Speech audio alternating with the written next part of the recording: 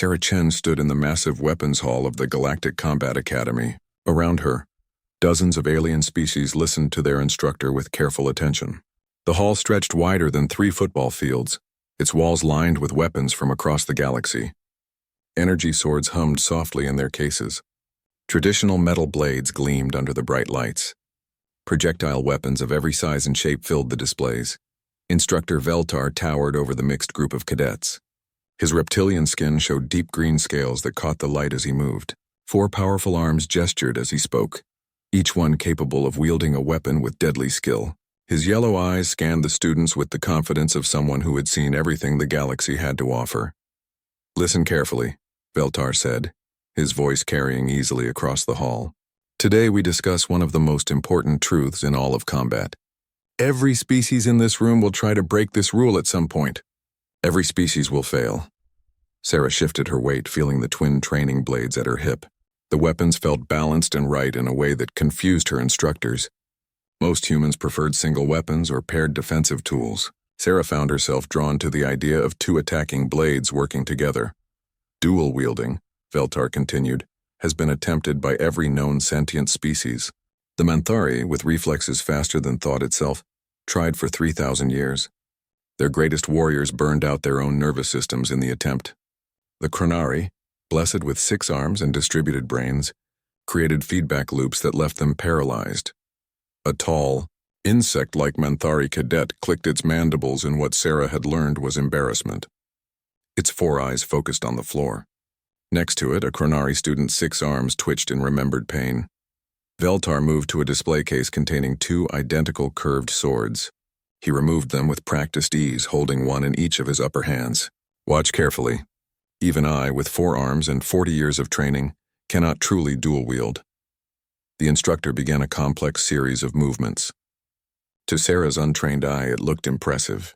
Both swords moved in flowing patterns, cutting through the air with precise timing. But as she watched more carefully, she began to see what Veltar meant. His right sword led every combination. The left sword followed, supporting and defending but never truly independent. When he attempted to make both weapons attack different targets simultaneously, his movements became clumsy and slow. His 4 arms trembled with the effort of fighting his own nervous system. "You see," Veltar said, stopping the demonstration. "Even with my advantages, my brain creates a hierarchy. One weapon dominates, the other supports. This is not weakness. This is how consciousness works." A crystalline Vorthan student named Kexra raised one faceted appendage. When she spoke, her words came as harmonic tones that the universal translators converted to standard galactic. "Instructor, what about cybernetic enhancement? The Nexus have tried mechanical assistance." Veltar's expression grew even more serious. "The Nexus are perhaps the most tragic example. They replaced their organic brains with quantum processors capable of millions of calculations per second. The result? Their cybernetic minds created processing conflicts that drove them insane. Half their population spent a century in mental hospitals." Sarah found herself studying the weapons on the walls with new interest. Every blade, every energy sword, every projectile weapon was designed for single-handed use or paired defensive work. The galaxy's greatest weaponsmiths had never bothered creating true dual-wielding weapons, because no one could use them. "The science is clear," Veltar explained, setting the curved swords back in their case. "Consciousness requires a unified decision-making process. When you try to split that process between 2 attacking weapons, you create conflict in the neural pathways. The brain cannot handle 2 independent streams of combat decision-making." A massive student from the warrior race of Thulon raised a hand like a tree trunk. "What about training from childhood, starting before neural pathways fully develop?" "Attempted on 17 different worlds," Veltar replied without hesitation. The results ranged from complete failure to permanent brain damage.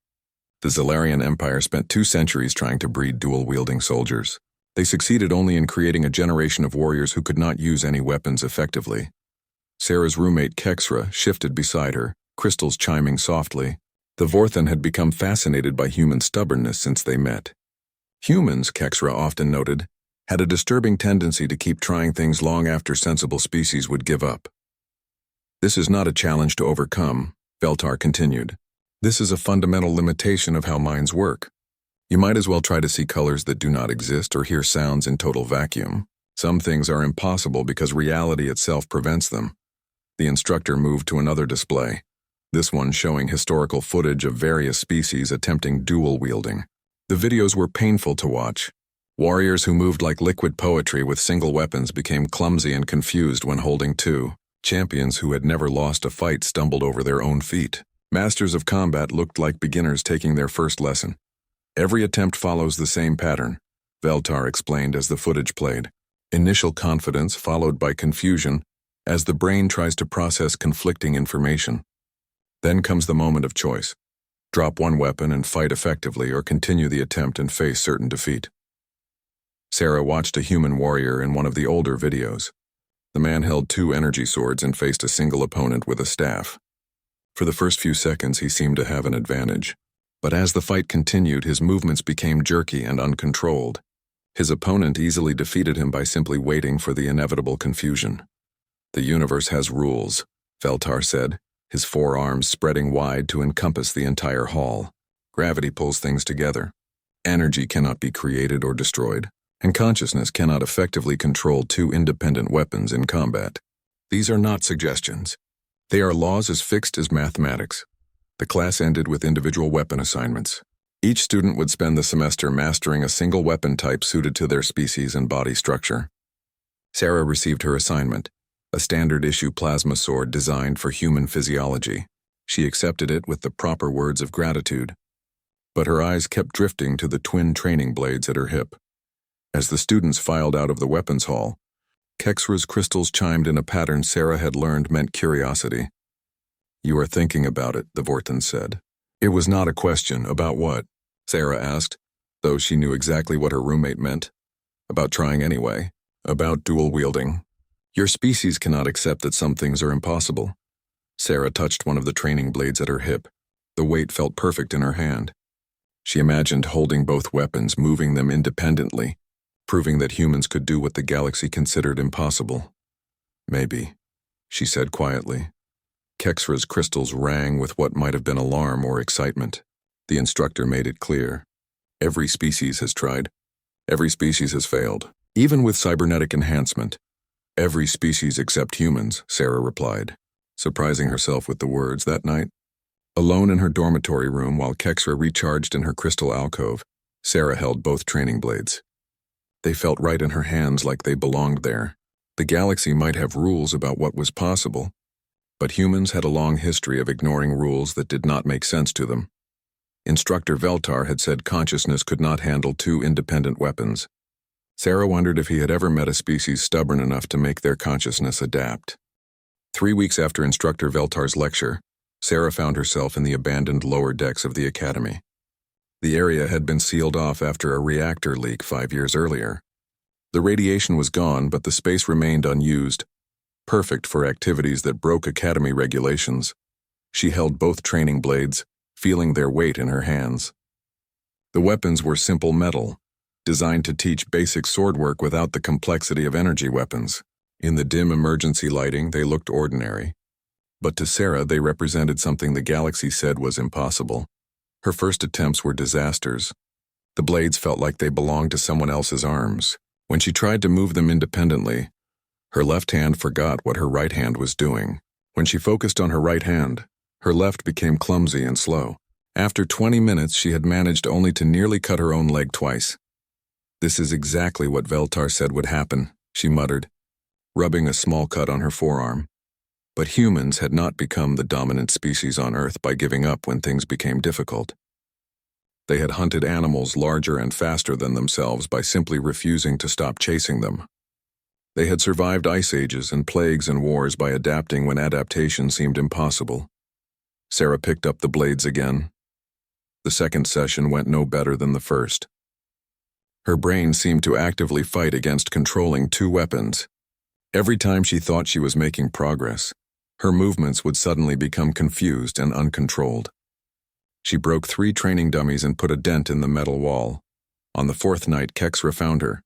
Sarah was practicing a simple drill, alternate strikes with each blade against a stationary target. She had been at it for 2 hours and could feel a splitting headache building behind her eyes. Her movements were still jerky and unnatural. "You are going to hurt yourself," Kexra said, her crystals chiming with concern. Sarah spun around, both blades raised defensively. The movement was pure instinct, and for a brief moment both weapons moved together in perfect harmony. Then her conscious mind took over and the coordination vanished. I saw that, Kexra said, her harmonic voice rising in excitement. For 1 second both blades moved as they should. It was an accident, Sarah replied, lowering the weapons.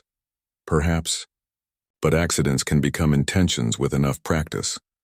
Sarah had expected her roommate to report her activities to the instructors. Fortans were known for following rules precisely. Instead, Kexra began bringing recording equipment to document Sarah's attempts. This is scientifically fascinating, the crystalline alien explained. No researcher has ever documented the learning process in detail. They always stop when the subject shows signs of neural stress. The neural stress was real. After each training session, Sarah suffered from headaches that felt like someone was rewiring her brain with hot needles. Her vision would blur and her balance would suffer. Medical scans would have shown dangerous levels of neural activity, but Sarah avoided the medical bay. You should stop, Kexra said during the second week, her crystals dim with worry. The pain you experience is your brain protecting itself from damage. Sarah sat against the wall, both blades across her knees. The headache was particularly bad tonight, but she had achieved something new. For 5 consecutive strikes, both weapons had moved independently. Not perfectly, but independently. On Earth, Sarah said, humans used to run until their bodies shut down. We called it persistence hunting. Our prey was faster and stronger, but we just kept running until they collapsed from exhaustion. Everyone said it was impossible to outrun animals that were built for speed. And you succeeded? We became the dominant species on the planet. Kexra's crystals chimed thoughtfully. Your species has an unusual relationship with impossibility. We do not like being told something cannot be done. The breakthrough came during the 3rd week. Sarah was practicing a defensive sequence when 3 Academy security drones entered the abandoned section. The machines were programmed to investigate unusual energy signatures, and her training had apparently triggered their sensors. Panic shot through her nervous system. Getting caught would mean expulsion, and possibly imprisonment for violating Academy safety protocols. Without thinking, she moved to defend herself with both blades. For 15 seconds, Sarah fought like the galaxy had never seen. Both weapons moved independently, each one tracking and responding to different targets. Her left blade deflected a stun blast while her right struck at a drone's sensor array. When one drone moved to flank her, her right weapon was already there to intercept while her left continued engaging the others. The drones' programming could not account for attacks coming from 2 independent sources controlled by a single mind. They had been designed to counter every known species fighting style, but no known species could truly dual-wield. Sarah disabled all 3 drones without taking a hit. When the brief fight ended, she stood in the wreckage, both blades still in her hands, breathing hard. The headache was gone.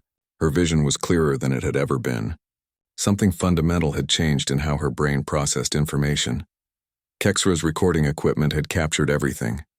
The Vorthan played back the footage in slow motion, her crystals ringing with amazement. Impossible, she whispered. Your neural patterns should have collapsed under the processing load. Instead, they evolved. Sarah watched herself on the recording. The fighter on screen moved with a fluidity that she had never achieved with a single weapon. Both blades worked together while remaining completely independent. Her brain had found a way to do what the galaxy's greatest scientists said was impossible. We need to show this to the instructors, Kexra said. No, Sarah replied immediately. Not yet. This was just 15 seconds under extreme stress. I need to prove it was not just adrenaline. Over the following weeks, Sarah's abilities continued to develop. Her brain seemed to be rewiring itself in real time, creating new pathways for processing dual-weapon combat. The headaches became less frequent and less severe. Her movements became more natural and fluid, but progress came with new problems. Other cadets began noticing changes in Sarah's regular combat performance.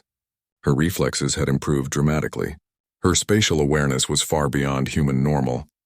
During single-weapon sparring, she moved like someone accustomed to tracking multiple threats simultaneously. Instructor Veltar started watching her more closely during training sessions. His yellow eyes followed her movements with growing suspicion. After one particularly impressive display with a plasma sword, he kept her after class. "Cadet Chen," he said, his forearms crossed in front of his massive chest. "Your improvement has been remarkable, almost unprecedented." "Thank you, sir," Sarah replied, fighting to keep her voice steady. "I have trained thousands of warriors from hundreds of species. I know what natural improvement looks like. What you are displaying suggests unauthorized training methods." Sarah met his gaze directly. "I follow all Academy protocols, sir." Veltar studied her for a long moment. "See that you continue to do so. Unauthorized weapon training has resulted in permanent injury to students who thought they knew better than their instructors." That night, Kexra's crystals chimed with worry. He suspects something, and there are rumors that Academy intelligence monitors students for unusual activities. Sarah practiced her dual-wielding forms in the abandoned section, both blades moving in perfect coordination. What had once been impossible now felt as natural as walking. Her brain had adapted to something the galaxy said could not be done. "Let them investigate," she said, executing a complex combination that would have been impossible weeks earlier. "I want to see them explain how I am doing something that cannot be done." Neither of them noticed the small monitoring device that had been placed in the training area, its sensors recording everything. Dr. Thiss looked at the brain scans with all 6 of her tentacled appendages trembling in confusion. The Malarian physician had spent 3 centuries studying xenoneurology across dozens of species. She had never seen anything like what appeared on her screens. "Run the scan again," she ordered her assistant. A nervous Zalarian whose 3 eyes kept darting between the displays and Sarah, who sat calmly in the medical chair. Sarah watched the medical staff with careful attention. 3 days earlier, Academy security had discovered her unauthorized training area. The monitoring device had recorded everything. Her impossible dual-wielding abilities, her obvious violation of safety protocols, and most damaging of all, her casual dismissal of galactic scientific consensus. The second scan produced identical results. Dr. Thiss approached Sarah's chair, her tentacles weaving in what Sarah recognized as deep thought patterns among her species. "Cadet Chen," Dr. Thiss said, her voice carrying the careful neutrality of someone facing something that should not exist. "These scans show neural pathway formations that are theoretically impossible. Your brain has developed dual processing centers that function independently while remaining coordinated." "Is that bad?" Sarah asked, though she already knew the answer from the expressions around her. "It should have killed you," Dr. Thiss replied bluntly. "The human brain is not designed for this type of processing load. The neural stress alone should have caused permanent damage or complete mental breakdown." Instructor Veltar entered the medical bay, his 4 arms carrying a data pad filled with security recordings. His expression was unreadable, but Sarah could see tension in the way his scales caught the light. "Doctor," he said, "what is your medical opinion of Cadet Chen's neural modifications?" "I cannot call them modifications," Dr. Thiss replied, her tentacles still trembling.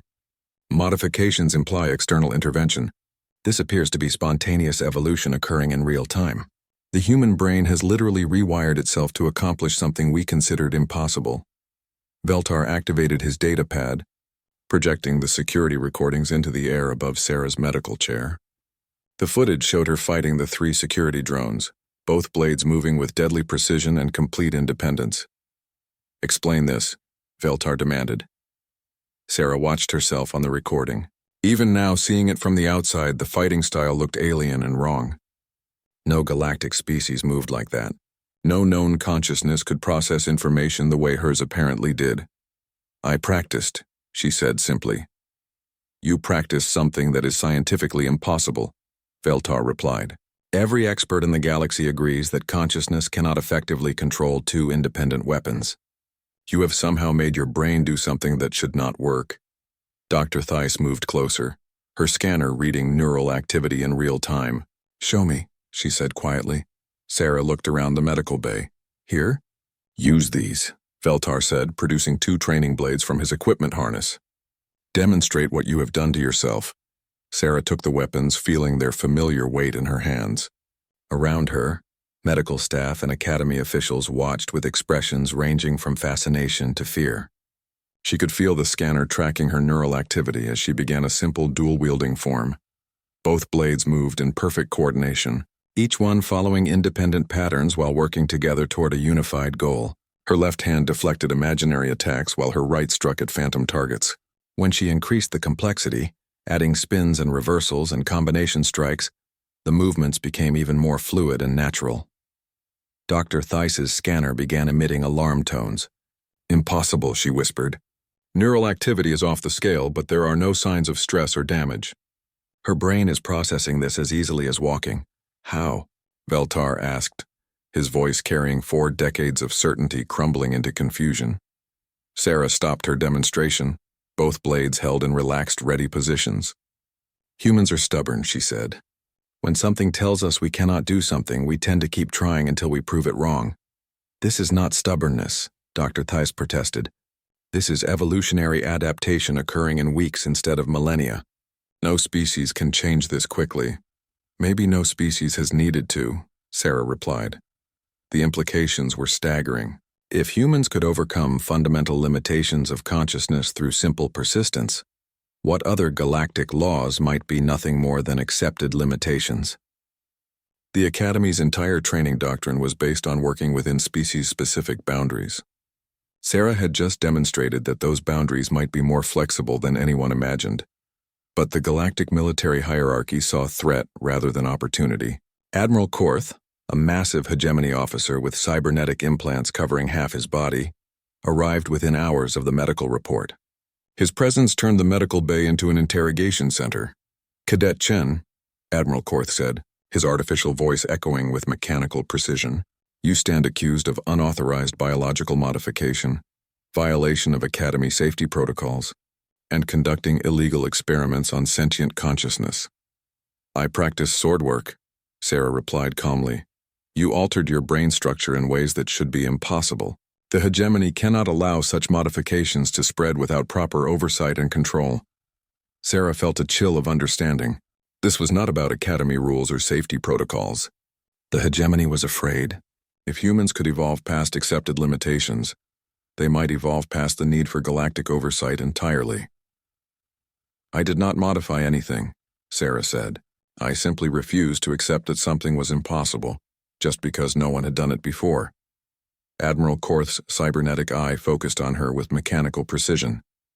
The ability to dual-wield effectively would provide significant military advantages. Such capabilities cannot be developed without hegemony authorization and oversight. Kexera, who had been silent in the corner of the medical bay, suddenly stepped forward. Her crystals chimed with what Sarah recognized as formal protest harmonics.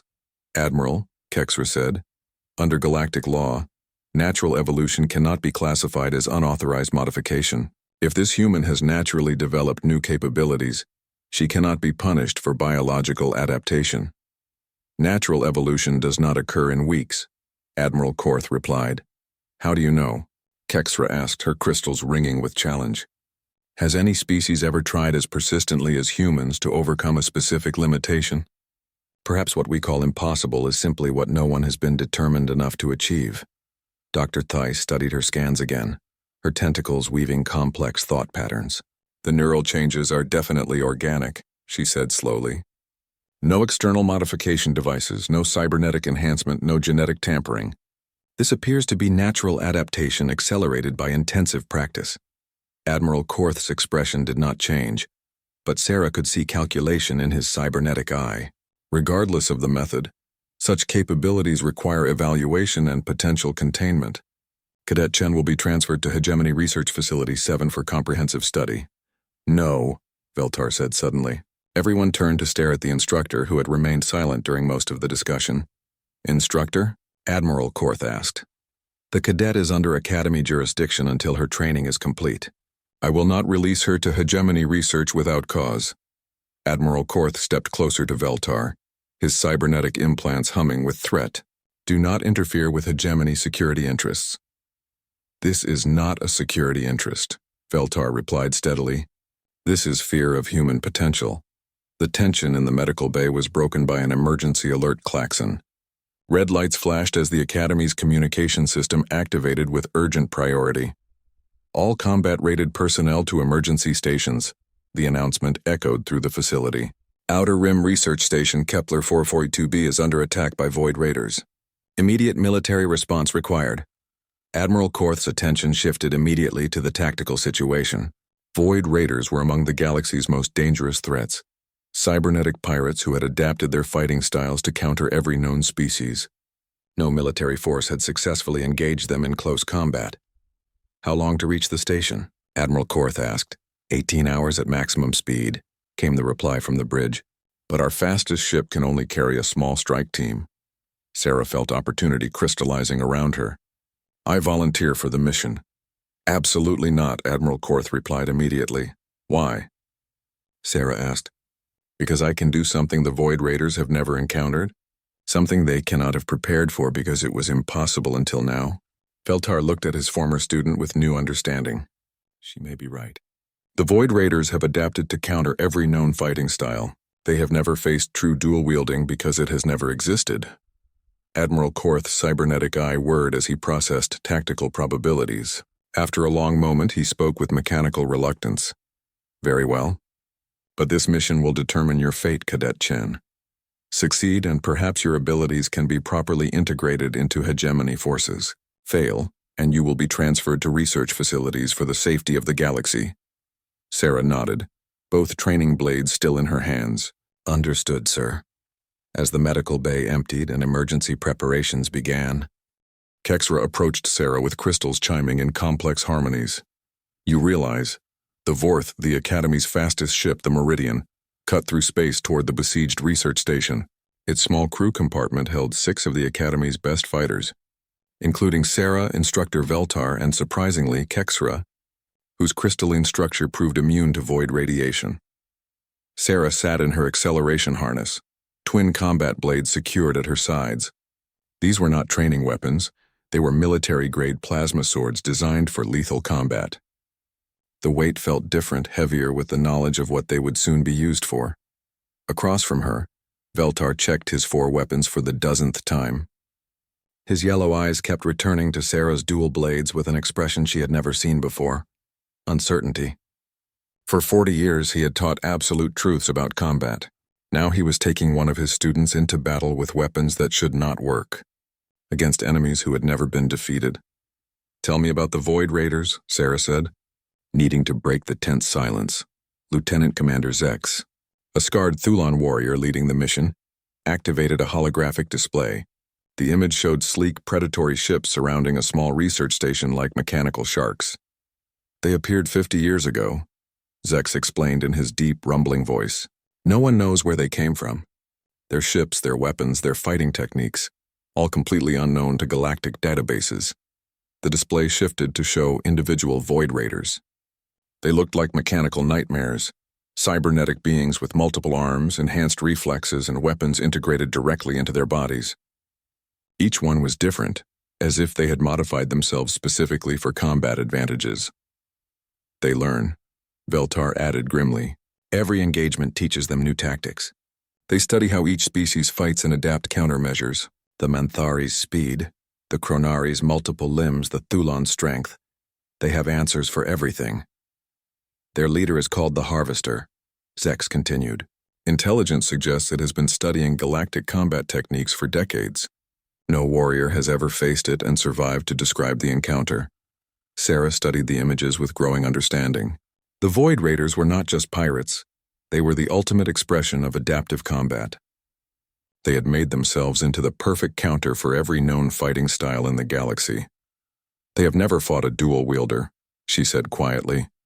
"Because dual-wielders do not exist," Veltar replied automatically, then caught himself. "Did not exist." Kexra's crystals chimed with nervous harmonics. "Sarah, what you have done is remarkable. But these beings have spent decades perfecting their ability to counter impossible odds. They may adapt to your style within minutes of engaging you." "Maybe," Sarah said, drawing one of her blades to check its plasma flow. "But adaptation requires understanding. They cannot counter something they cannot comprehend." The ship's communication system crackled with an incoming transmission from Kepler 442b. The voice was strained and desperate. "This is Dr. Yellen at Kepler Station. Void Raiders have breached the outer hull. They are fighting through our security teams like they are not even there. We have perhaps 30 minutes before they reach the research labs." "What are they after?" Zex asked. The Nexus Archive, Dr. Yellen replied. Complete combat data for every galactic species. If they get it, they will be able to counter any military force we send against them. Sarah felt the weight of the situation settling around her. The Void Raiders were not just attacking a research station. They were seeking the ultimate knowledge of how to defeat every species in the galaxy. If they succeeded, no military force would be able to stop them. ETA? She asked. 17 minutes, the pilot replied. Sarah closed her eyes and began running through dual-wielding forms in her mind. Her brain felt different now, like it had been rewired for this specific purpose. She could visualize both weapons moving independently, could feel the neural pathways that made impossible combat techniques feel natural. When she opened her eyes, Veltar was watching her with intense concentration. "What do you see when you fight with two weapons?" he asked. "Everything," Sarah replied honestly. "My brain processes threats and opportunities from multiple angles simultaneously.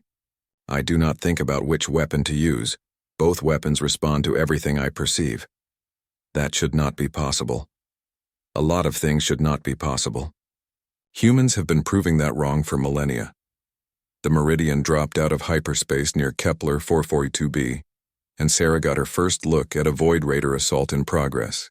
The research station was a metal flower in space, its petals extended for docking and research activities. Dark ships swarmed around it like insects, their weapons cutting through the station's defenses with mechanical precision. "Boarding pods launched," the pilot announced. 3 waves hitting different sections of the station. Zek studied the tactical display with professional assessment. "They are not just raiding.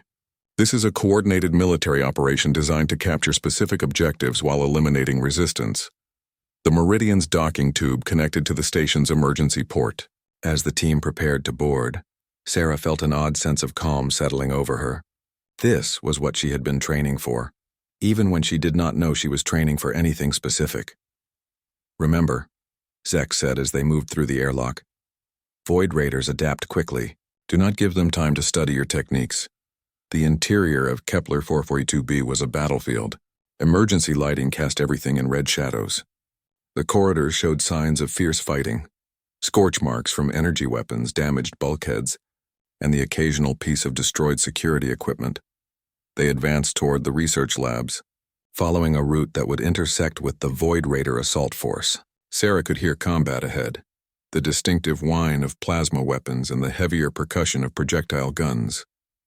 "Contact," Veltar reported as they reached a junction in the corridor.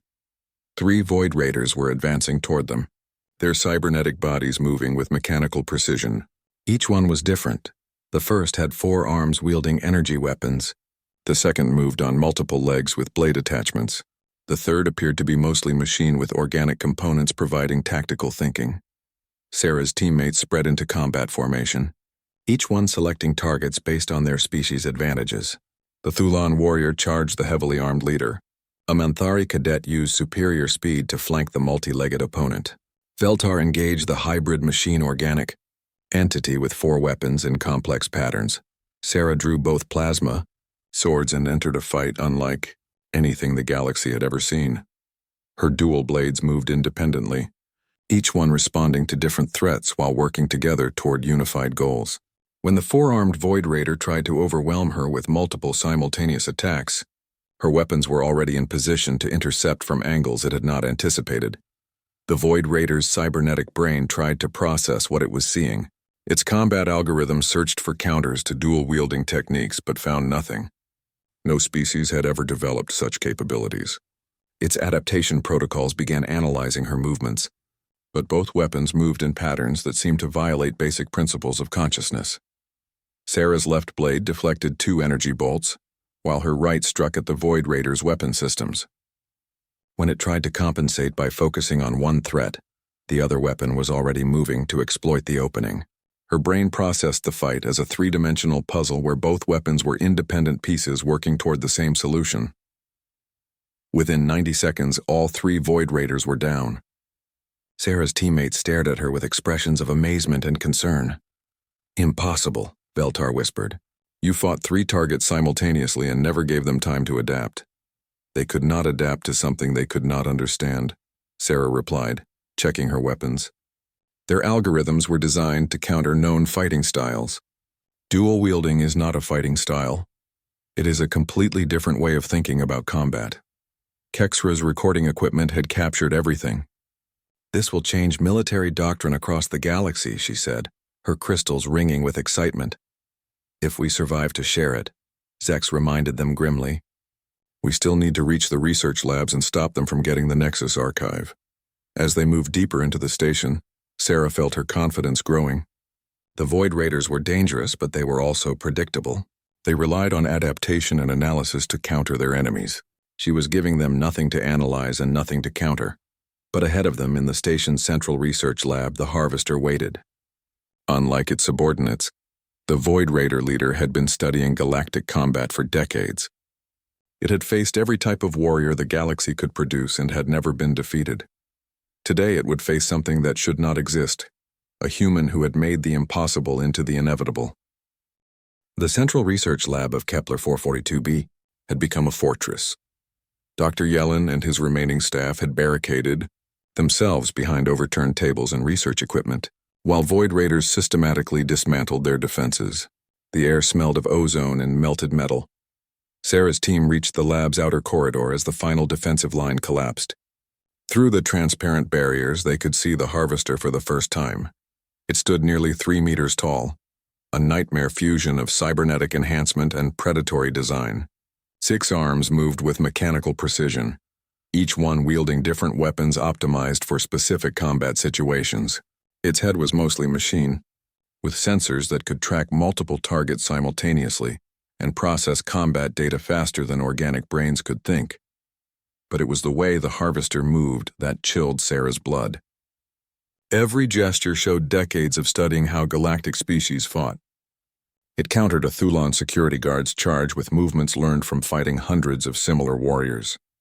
It neutralized a Menthari's speed advantage with techniques developed specifically to handle that species' reflexes. "It is not just fighting them," Veltar whispered in horror. "It is demonstrating its mastery over their entire species' combat doctrines." The Harvester's sensors locked onto the newcomers through the transparent barriers. Its mechanical voice echoed through the lab's communication system. "Academy Forces. Instructor Veltar of the Zephyrian Combat Division. Lieutenant Commander Zex of Thulon Military Academy. Cadet Chen, Human Species Designation, Moderate Threat Level." Sarah felt ice in her veins.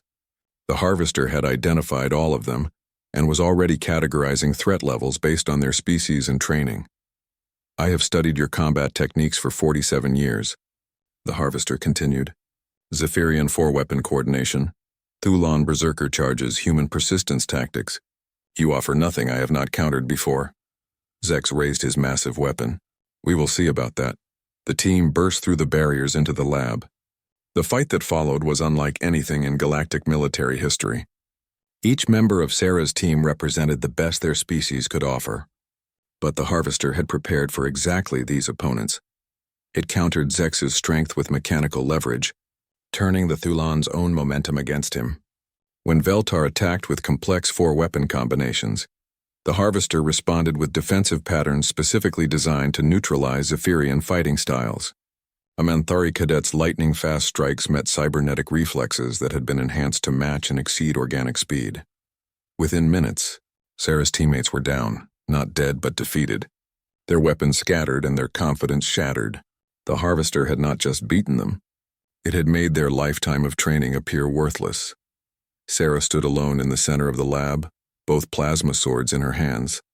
The Harvester turned its full attention to her, sensors analyzing her stance and weapon configuration. "Human dual-weapon attempt," it announced with mechanical satisfaction. "Species has tried this configuration extensively. Success rate 0%. Threat assessment negligible." "That is where you are wrong," Sarah said quietly. She attacked. The first exchange lasted 30 seconds and changed everything. Sarah's dual blades moved in patterns that the Harvester's combat database could not categorize. When it tried to counter her right weapon, her left was already striking from an impossible angle. When it adapted to defend against both weapons, they shifted into coordination patterns that seemed to violate the basic principles of consciousness. The Harvester's mechanical brain worked frantically to process what it was seeing. Both weapons moved independently but with perfect coordination. The human's neural activity suggested she was processing multiple combat scenarios simultaneously while maintaining unified tactical awareness. "Impossible," the harvester said, its voice carrying the first trace of uncertainty.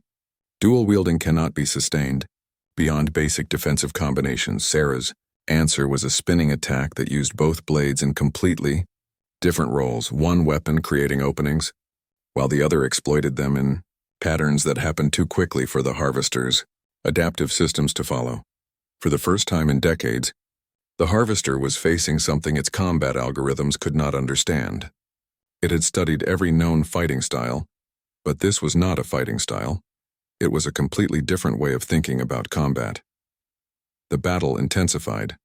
The harvester deployed weapons and techniques that had defeated entire military units, but Sarah's dual-wielding created responses it had never encountered. Her brain processed the fight as a three-dimensional puzzle, where both weapons were independent tools working toward unified solutions. When the harvester used its superior reach advantage, Sarah's weapons created crossing patterns that turned distance into disadvantage. When it tried to overwhelm her with multiple simultaneous attacks, her dual processing allowed her to counter several threats while creating offensive opportunities with the same movements. "What are you?" the harvester demanded, its 6 weapons moving in increasingly desperate combinations. "Human," Sarah replied, her blades weaving through its defenses like they were not there. "We do not like being told something is impossible." The end came suddenly. The harvester had adapted its tactics to counter every known form of combat, but adaptation required understanding. Sarah's fighting style was not an evolution of existing techniques. It was something entirely new, created by a species stubborn enough to make their brains evolve in real time. Her final combination used both weapons in a pattern that was both impossible and inevitable. The harvester's sensors tracked the movements but could not predict where they would lead. Its combat algorithms found no counter because no counter existed for something that should not work. Both plasma swords struck simultaneously, from angles that the galaxy's most sophisticated combat computer had not anticipated. The harvester collapsed, its cybernetic systems failing as they tried to process a defeat that should have been impossible. Silence filled the research lab. Dr. Yellen and his staff emerged from their hiding places, staring at Sarah with expressions of amazement and fear. Her teammates slowly regained their feet, looking at their human colleague with new understanding. "How?" Veltar asked, his forearms trembling as he retrieved his weapons. Sarah deactivated her plasma swords, feeling exhaustion settling into her enhanced neural pathways. "I stopped accepting that something was impossible just because no one had done it before." Kexra's recording equipment had captured the entire battle. The footage would become the most studied combat video in galactic history, proof that the universe's rules were far more flexible than anyone had imagined. "This changes everything," Dr. Yellen said, his voice filled with awe. "If humans can overcome fundamental limitations through determination and practice, what other impossibilities might be achievable?" Admiral Korth's voice crackled through the communication system as hegemony reinforcements arrived. "Mission status report. Void raiders neutralized," Zex replied. "Research station secured. No casualties among Academy forces." "And Cadet Chen's performance?" Veltar looked at Sarah with something approaching reverence. She did something that every expert in the galaxy said was impossible. She redefined what we understand about consciousness and combat. When they returned to the Academy, Sarah found herself at the center of a scientific and military revolution. Dr. Theis's medical team worked frantically to understand how human neuroplasticity had allowed such rapid adaptation. Military strategists across the galaxy began reconsidering tactics that had been dismissed as impossible. But the most significant change was in the Academy's training doctrine.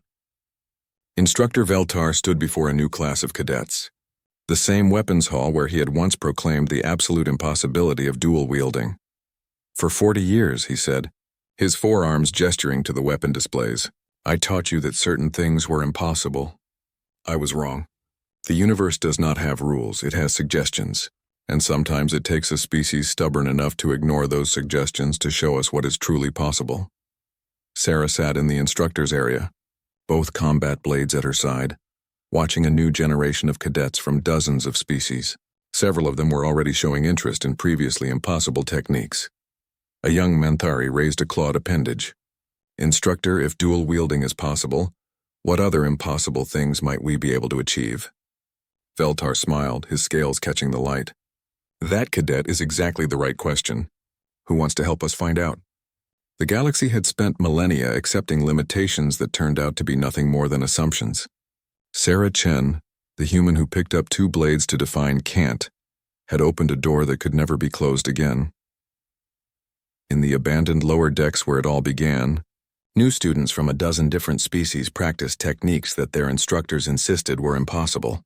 Their brains were adapting, evolving, finding ways to do things that had never been done before.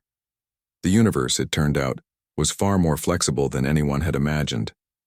It just needed someone stubborn enough to prove it.